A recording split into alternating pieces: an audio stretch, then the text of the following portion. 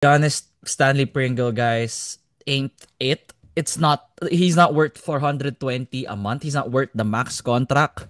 Uh, I feel like I have something in mind, but go ahead. feel ko mawawala ng playing time si Andre Karakut, Grem. Because Nokum, you're not gonna cut off the minutes of Nokum in favor of Mm-hmm. Pringle. At the very least, siguro, no, not the very least, I would see them playing together. Ipagsasabay pa sila dalawa. And Mm-hmm. I don't know how that would look like. Kasi medyo Stanley isn't really a spring chicken anymore. Pero He can be a mentor though. I think he is expected to be their closer, no? He is expect kasi matagal natin sila sabi na TNT, Ross lacks a Closer. closer. You Mm-hmm. lack The a veteran go-to guy. guy. I Yeah. think that was the purpose of that signing. Pagdating kay Stanley Pringle, no? What do you think about Mm-hmm. Stanley being I think that's what he was brought in for. You gave him a max contract, 'di ba 420? That's the max contract in the PBA. That was 2-year contract. Kawawa dito sina Andre Karakot, Anton I Asistio. was go about to go there, We're man. not gonna see Anton Asistio games Antonio anymore na Sistio, explosion. buy buy yourself a comfortable chair because you're not gonna see minutes, bro, with Stanley Pringle. Although, Um, Graham, Stanley's injury concerns well, will that's open the door for yeah, assist you, but that's beside the point. No? We don't want any player to get injured. We're just saying the facts lang na yeah, what we have seen from the past few years. that's true. This I'm a fan of Stanley Pringle in the past before he went to the team that San Miguel beat in the semis. Um, I'm a fan of him. That guy's explosive. I At the back of my mind, I don't know if I'm crazy about this. I think Prime Stanley Mm. is better than Prime Mikey Williams. I don't know. I don't know. Ha? I, Prime is better. Prime Men, Mikey. Really? hindi pa rin. Hindi. Mikey pa Okay. rin.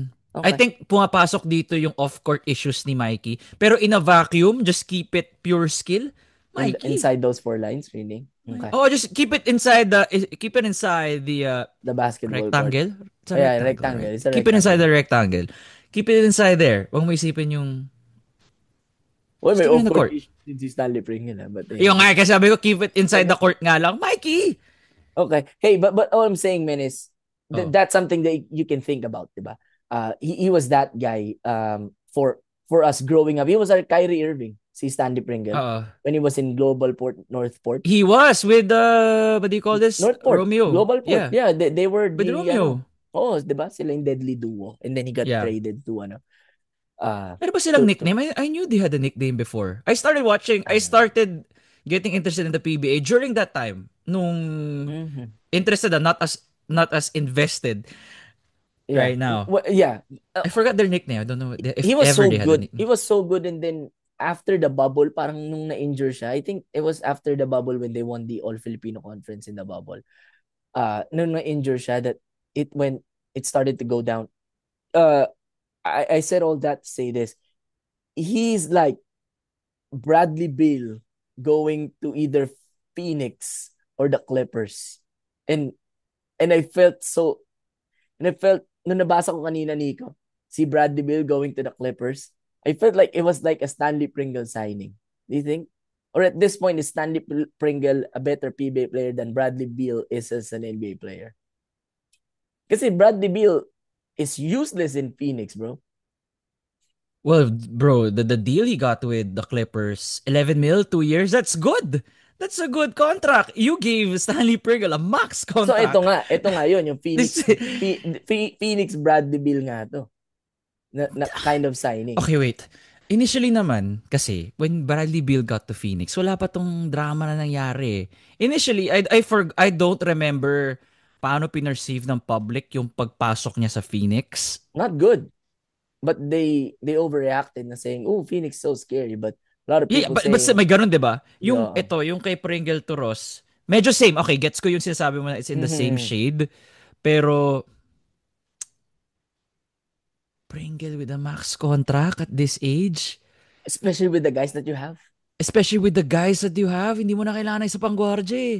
I think masyado sila nag-focus dun sa they need a closer eh.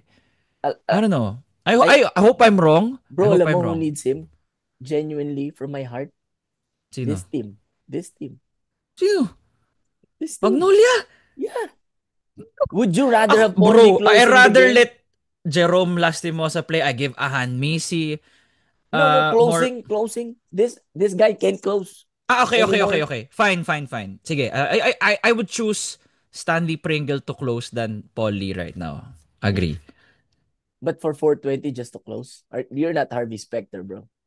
So, yeah, man, it's it's good on paper, and I think the overreaction comes from those people who are really. I said this in our group chat, who are really thirsty of Mm. someone ending the SMC MVP dynasty.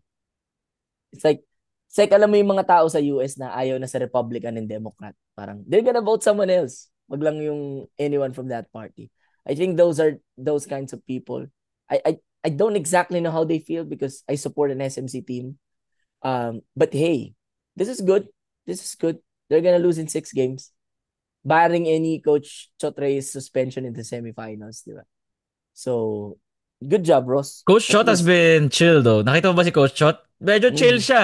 that guy Much does, to bro, he doesn't wanna get suspended. he Ayaw niya bumalik sa kanya yung blame na he can't. nakagano na siya majority of the time with a few Uh, complaining here and there. Pero hindi yung usual Coach Shot na ano natin, na he nakita natin. he cannot afford to get suspended in a game. They saw it in, bro, ilang points na tinalo ng Ross? I think nasa 17 to 25 points yun. SMU will blow you out of the water if if if Coach Chot is not there. But to close out Stanley Pringle, Yes. um it's a signing that for me doesn't move the needle. But hey, Terra Firma is on a going out sale. The team should try and get their players. Yeah. This is not the Ako first domino to Ako, fall. Grem, Felix Lemeti. That's another guy that he's gonna eat minutes 'Di from, ba? di ba? 'Di ba? That's true. 'Di ba? So, and he's old eh. But hey, Terra Firma has good players. I think they have the rights to Javi. They have Sanggalang. They have Seastan if he decides to still play in the PBA, although I don't think he will. But, you know. Unless they get a sale, unless the team that buys Terra Firma has good relations with Mm-hmm. Sista. Alam mo naman lahat naman yun, napapag-usapan naman lahat yan eh. Di ba? Alam mo Para na. ito plano namin sa'yo, game ka pa ba? Yeah. If hindi, Not okay. If not not, insider info. Not insider info that Bolik Christian Steinhardinger pick and roll. So tough to defend, man. saan mo ko na? Pero wala bro. You guys Bro, will be the first ones to hear if hey, no, I know, man, but all I'm saying is the way the SMC franchise did Christian Steinhardinger, dirty, no? there, Dirty. yeah, well, thank you. Um, if he goes to the MVP camp, wag na sa TNT kasi loaded na sila eh, unless they wanna get rid of Kelly Williams, send him to retirement. But if he gets to NLEX, bro, the SMC camp will have 3 legitimate championship contenders and the best You big mean men, MVP? the Not MVP, yeah, SM? the Yeah. MVP MVP, franchise, yeah, yeah. like literally the best collection of big men in the PBA. SMC only has one, two if you count Sanggalang, Fajardo and Sanggalang, because I don't count Troy as a big man. Bro, Bates, the three big, and Almazan, tapos yung three-headed monster ng TNT, and then you get Brad, bigay mo Christian. sa amin si Stand. Semifinals easy, feel ko. Oo, Bolik to si Stand. ulit to Man, season. ganda nun. Tapos may mga Cyrus stories pa kami, like, and everything. Oh, enough of Yeah. NLEX talk. This is not the Yeah, so NLEX. sobra na talaga, sobra na talaga. Sumasobra na ako. Sinisingit na. Actually, si Gremmy nagsiset up na ipasok You set si me up. NLEX sa finals eh. You set me Na ano up. mo ako eh. You set me up too, Anyway, man. But hey, all I'm saying is get those good pieces from Terra Firma. It's gonna be worth it. yeah. Well, anyway, guys, thank you so much for watching. Follow 5-star rating on Spotify, like, comment, subscribe on YouTube. Nico here with Graham and Mario na nakatulog, but we'll see him for game 3 most likely. See you all next time, boys. Adios, amigos.